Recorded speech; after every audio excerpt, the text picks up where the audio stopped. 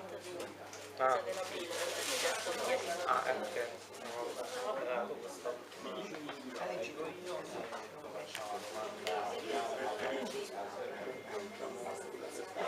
Allora, io volevo leggere dalla premessa di Vivere, morire e rinascere un pezzo e poi farti una domanda.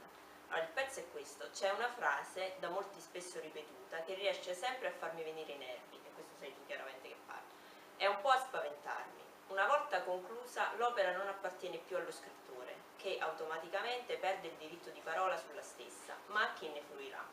Ora io non voglio mettere in dubbio il fatto che si scriva per sé e per gli altri e che il significato che questi ultimi scorgano in un'opera possa avere grande valore, ma, e ci tengo a sottolinearlo, indipendentemente da questo, resta ciò che l'autore intendeva comunicare e le motivazioni che lo hanno spinto a farlo. E io alla luce di questo ti chiedo: come è nato Inferno e Paradiso, e cosa ti ha spinto a scrivere di Scampia, e qual è il messaggio che tu vuoi veicolare in maniera prioritaria con questo libro? Fammene vedere perché sono tanti, se non mi dimentico qualcosa. Allora, beh, come è nato, oddio, storia lunga, cerco di riassumerla brevemente.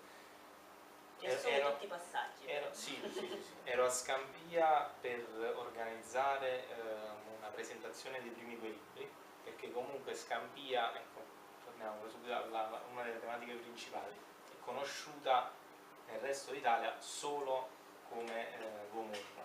Invece ad esempio a Scampia c'è anche un centro di salute mentale, una sede dell'ASL, ci sono delle associazioni che si occupano anche di questa tematica, è un problema anche lì presente, e quindi ero lì al centro Hurtado per organizzare questa presentazione dei primi 2 lavori.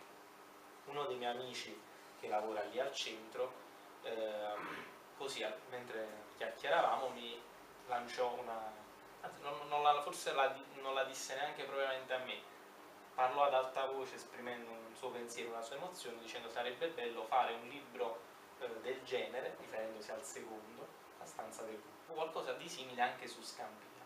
Questa frase che lui disse così, sì, estemporanea, molto, credo anche poco ragionata, proprio di cuore, di getto, smosse in me qualcosa, no? Quando ti capita di non so, ascoltare una frase o anche una canzone, capita con i film, che in qualche modo ti rimescola quello che già hai dentro, e io quindi per giorni ci ho continuato a pensare a sta cosa e a dire: no, ma forse Elaborarlo un po'. sì, forse effettivamente si potrebbe fare, anche se all'inizio non sapevo assolutamente come, non è che mi era già venuta l'idea.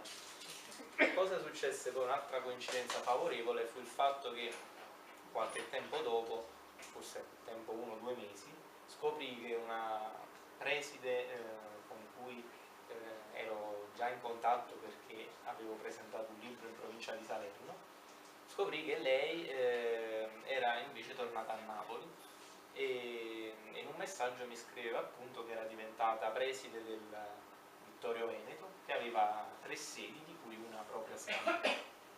Quindi già cominciai. Hai preso un po' come un segno anche.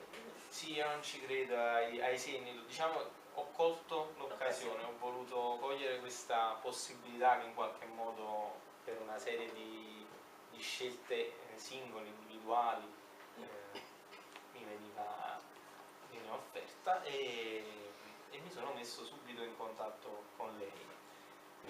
E allora leggiamo alcuni brani dei ragazzi. Allora, questo è di Carlo, che è un nome di fantasia.